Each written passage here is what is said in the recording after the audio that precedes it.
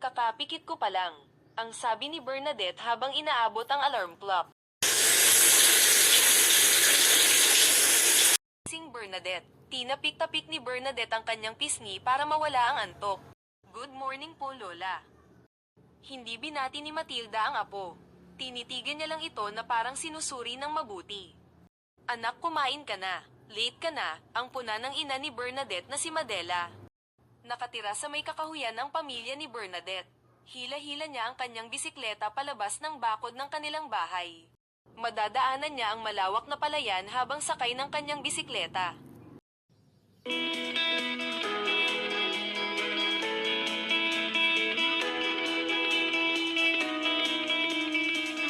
Nakarating na si Bernadette sa paaralang sekundarya ng San Juan.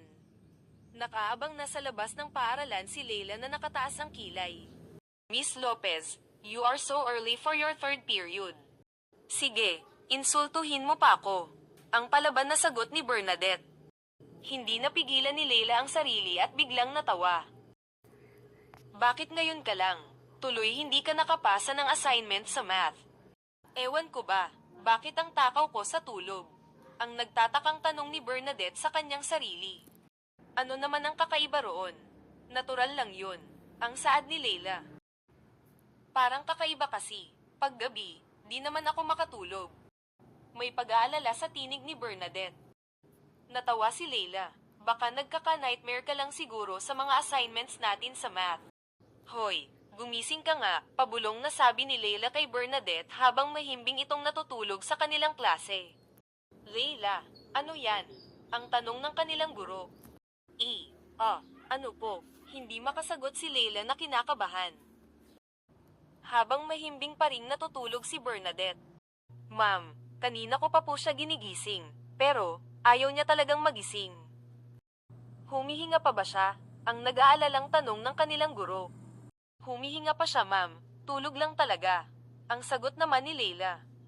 Baka kailangan na tayong pumunta ng klinik. Ang sabi ng kanilang guro na lubhang nag-aalala na. Habang nakatalikod ang kanilang guro, pumasok ang isang lalaking kaklase nila na may dalang balde na puno ng tubig. Biglang ibinuhos ng lalaki ang tubig kay Bernadette.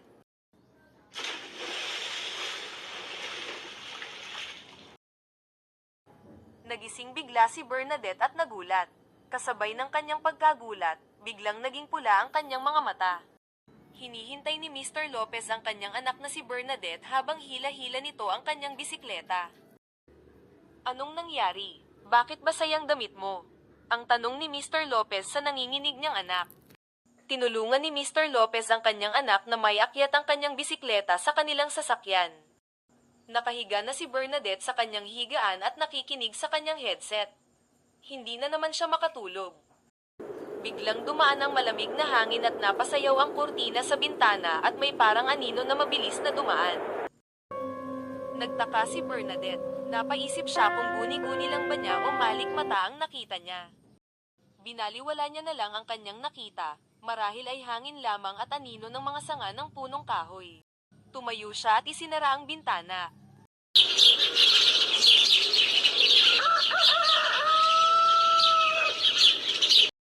Binuksan ni Bernadette ang bakod ng kanilang bahay upang makalabas ang kanilang sasakyan.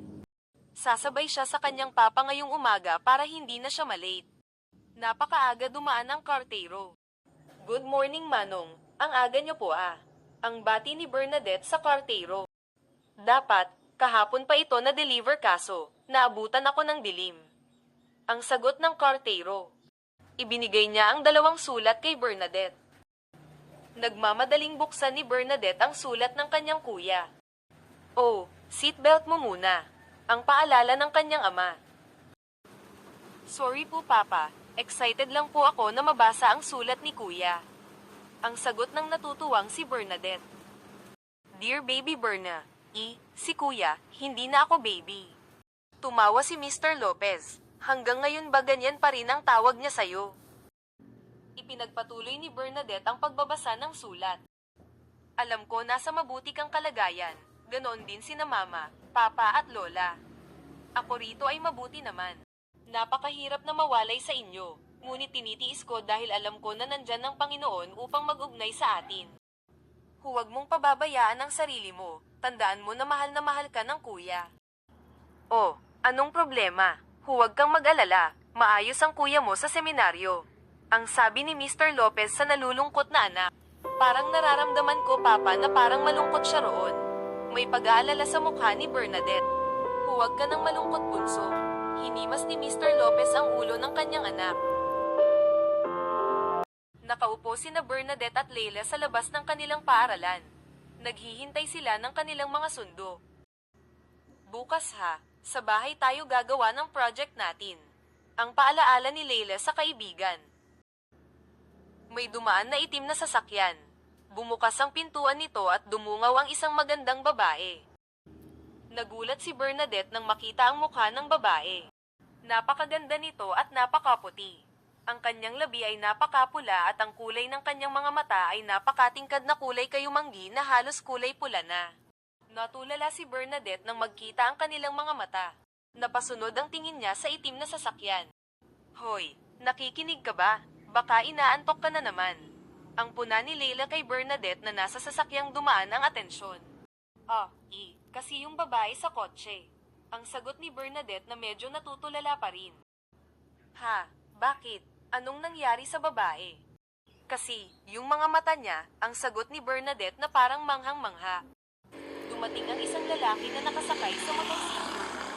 Nandito na pala ang kuya ko. Halika, papakilala kita. Hinaatak ni Leila si Bernadette papalapit sa lalaki. Nahihiya ako. Ang sagot ni Bernadette na medyo namumula. Hi kuya, si Berna pala, Bernadette. Hi, Martin. Ang pagpapakilala ng gwapong lalaki. Nagkamay sina Bernadette at Martin. Mas lalong namula ang pisngi ni Bernadette. Bye Burns. Ang pagpapaalam ni Leila sa kaibigan, habang hinihila niya ang kapatid na parang ayaw pang umalis. Ang gwapo, ang bulong ni Bernadette habang namumula ang mga pisngi.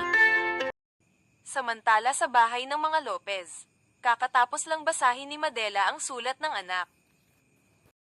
Dapat hindi na lang natin pinayagan na umalis sa tabi natin si Patrick. Ang saad ni Matilda na nakatayo sa may bintana.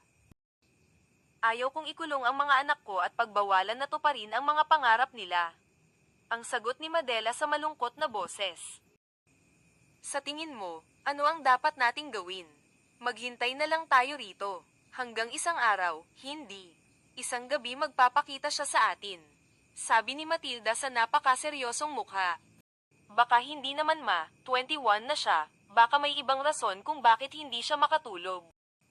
Ang sabi ni Madela habang naalala na nahuli sa pagpasok sa paaralan si Patrick dahil natakot silang palabasin ng bahay ang bata. Si Josephine, normal naman hanggang nanganak siya sa iyo. Hindi mo alam kung ano ang pinagdaanan ko nang magbago ang kapatid ko. Nagkaroon ng takot sa mukha ni Matilda. Nakukonsensya na po ako dahil ang dami na nating inililihim sa mga anak ko. Dapat nakinig na lang ako sa iyo na ipagtapat sa kanila ang katotohanan. Saad ni Madela sa nag-aalalang mukha. Ipagtapat man natin sa kanila, wala rin tayong magagawa kung magbabago sila. Yung anak mong babae, nahahalata ko madalas inaantok. Ang sabi ni Matilda. Makikita sa bintana ang pagkulay dalandan ng kalangitan dahil sa papalubog na araw. Marami lang siyang assignment si Bernadette, kaya late rin matulog. Ang pagpapaliwanag ni Madela.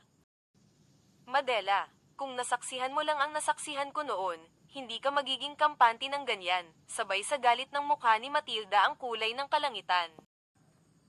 Matigas din ang ulo mo, pinagbawalan kitang na mag-asawa, pero ano ang ginawa mo? Nagpakasal ka ng hindi ko alam. Dagdag pa ni Matilda. Gusto ko lang pong maging masaya Mama Matilda at ganoon din ang pangarap ko sa mga anak ko, ang sagot ni Madela na nanglulumo. Ipagdasal na lang natin na normal ang mga anak mo, kagaya sa iyo, huminahon na si Matilda. Ngunit bumalik muli ang galit niyang mukha. Bukod sa hindi siya makatulog paggabi, ano pa ang kakaibang pagbabago na nangyayari sa kanya? Binasa ulit ni Madela ang sulat. Wala naman siyang iba pang nabanggit sa sulat niya. Dapat mabisita ko siya sa seminaryo para makita ko kung may kakaibang pagbabago sa katawan at kilos niya, ang sabi ni Matilda. Tamang-tama na dumaan si Bernadette sa silid kung saan nag-uusap sina Madela at Matilda at narinig niya ang kanyang lola. May sakit ba ang kuya? Ang tanong ni Bernadette na nag-aalala. Alam mo naman siguro na masama ang makinig sa usapan ng ibang tao, lalong-lalo na sa usapan ng mga nakakatanda sa iyo. Tumaas ang boses ng galit na si Matilda. Sorry po lola, napayuko si Bernadette nang dumaan sa harap niya ang galit niyang lola. Niyakap ni Madela ang anak. Pagpasensyahan mo na ang lola mo. At huwag ka nang mag-alala sa kuya mo.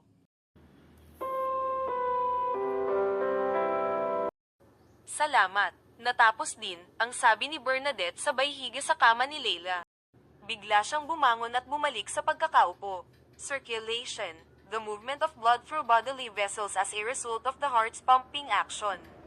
Sinaulo niya ang kanyang report. Oy, handang-handa na para sa report natin ha, ang sabi ni Leila na natutuwa. Dapat siguro mayroon tayong introduction. Napaisip si Bernadette, kagaya ng sabihin natin sa mga kaklase natin na pakiramdaman nila ang kanilang puso. Oh, ano pa kaya? Ang tanong niya kay Leila. Napaisip si Leila, pakita tayo ng 1 litrong dugo sa kanila. At tumawa siya ng malakas. Ano? Puro kakalokohan. Saan naman tayo kukuha ng 1 litrong dugo? Ang tanong ni Bernadette. Sabay hampas ng unan sa mukha ni Leila. Biglang natigilan si Bernadette at napaisip. Oh, bakit ka natigilan dyan? Ang tanong ni Leila. Wala, naisip ko lang. Ano kaya ang lasa ng dugo? Ang sabi ni Bernadette na parang naiintriga. Syempre yucky, pag fresh, pero masarap pag dinuguan. Nakakain ka na ba ng dinuguan? Ang tanong ni Leila. Hindi pa. Hindi kasi nagluluto si mama ng dinuguan o anumang pagkain na galing sa dugo ng hayop. Ang paliwanag ni Bernadette. Ano yon? Ang tanong ni Bernadette. Baka si Kuya Martin lang. Ang sagot naman ni Leila. Anong ginagawa niya? Biglang namula si Bernadette nang mabanggit ang pangalan ni Martin. Ay interesado sa ginagawa ni Kuya. Nagtatanong lang naman, mas lalong namula si Bernadette. Huwag ka nang mahiya sa akin. Aminin mo na kasi na crush mo kapatid ko, ang panunokso ni Leila. Crush, ang sambit ni Bernadette na namumula sa hiya. Mamaya, pakikiusapan ko siya na ihatid ka niya sa bahay niyo. Ang dagdag pa ni Leila. Wala nang ibang nasabi si Bernadette. Sige na, samahan mo na ako. Ang pakiusap ni Bernadette kay Leila. Habang nasa labas sila ng bahay at naghihintay na mailabas ni Martin ang sasakyan. May gagawin pa ako, ang pagtanggi ni Leila na may lokong ngiti. Nakasakay na sa loob ng sasakyan si Bernadette at nasa tabi niya si Martin bilang driver. Bye! Ang pagpapaalam ni Leila ng ngiting-ngiti. Makulimlim ang langit at madilim ang paligid dahil sa makakapal na ulap. Nasa loob ng sasakyan si Bernadette at Martin. Binabaybay ang daan patungo sa bahay ni na Bernadette. Ang taas kanina ng sikat ng araw, bigla-bigla na lang kumulimlim. Sana huwag umulan, ang sabi ni Martin para basagin ang katahimikan sa loob ng sasakyan. Ayaw mo ba sa ulan? Ang tanong ni Leila sa nahihiyang boses. Di naman sa ayaw, malungkot lang kasi pag umuulan, madilim ang paligid at maginaw. Ang paliwanag ni Martin.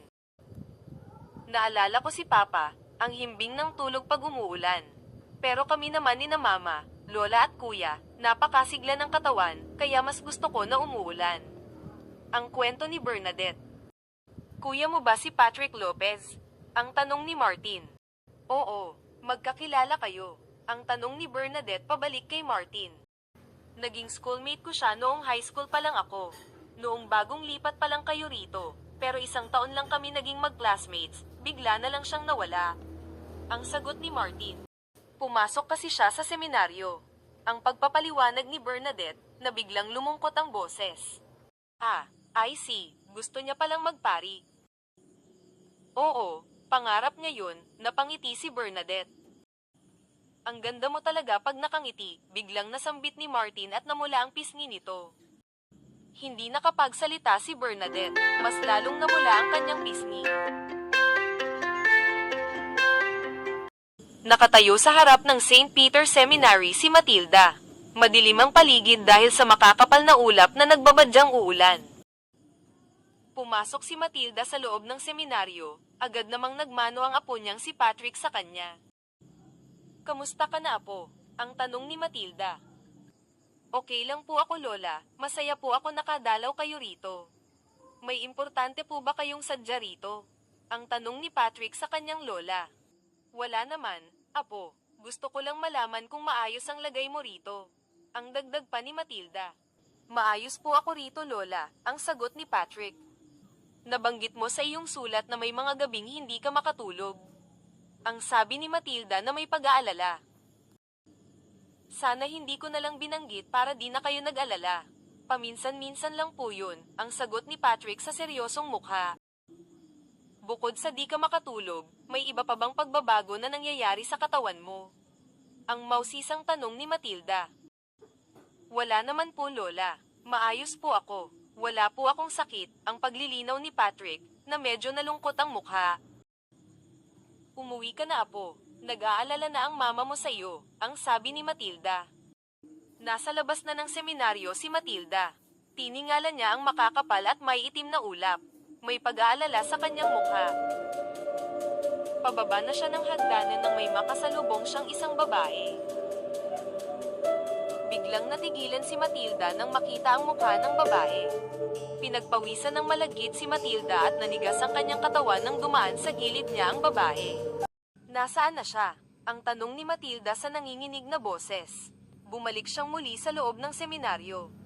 "Lola," nagulat ang pabalik na sana sa kanyang silid na si Patrick. "Lola, sino po hinahanap niyo?" Yung babae na may pulang mata na pumasok dito. Punong-puno ng pangamba at takot ang mga mata ni Matilda. "Wala pong ibang babae na pumasok dito. Kayo lang po, Lola," ang sagot ni Patrick. "Ma, nandito na pala kayo. Kamusta po si Patrick?" ang tanong ni Madela sa nakatulalang si Matilda. "Ha? Ano yun, anak?" "Ma, okay lang po ba kayo?" May pag-aalala sa boses ni Madela. "Parang wala po kayo sa sarili. Bakit? May nangyari ba na di maganda kay Patrick?" Maayos si Patrick, pero, ang sagot ni Matilda na puno ng pangamba ang mukha. "Pero ano, mama?" ang tanong ni Madela na nagsisimula ng makaramdam ng pangamba. "Nakita ko si Corazon na pumasok sa seminaryo." Makikita ang takot sa mga mata ni Matilda. "Hindi ako na mamalikmata, siya yun. Si Corazon, ang kumuha sa totoong ina ko." Napuno ng takot ang mga mata at buong mukha ni Madela.